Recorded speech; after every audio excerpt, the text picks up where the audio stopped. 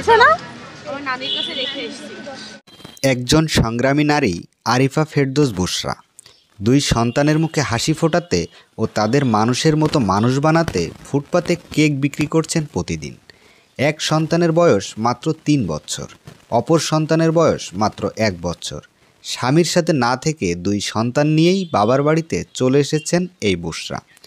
বাবার ঘাড়ে বসে নিজে খেলেও সন্তানের খাবার ও পোশাক পরিচ্ছদের কোনো টাকা কারোর কাছ থেকে হাত পেতে নিতে চান না বুশরা, তাই ফুটপাতে কেক বিক্রি করছেন।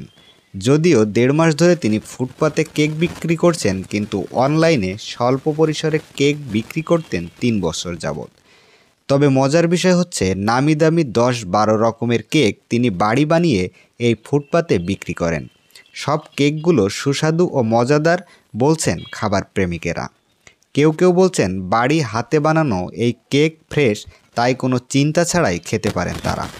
বুশরা প্রতিদিন সকাল থেকে দুপুর পর্যন্ত কেক বানানোর পিছনে সময় দেন।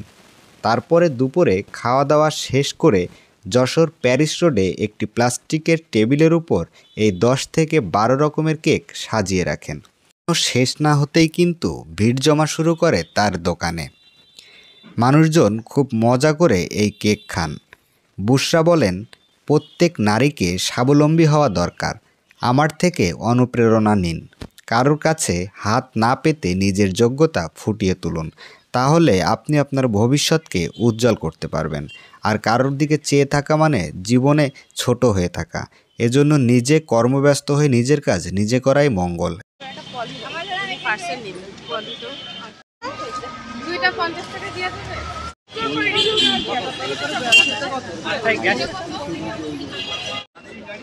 মজা।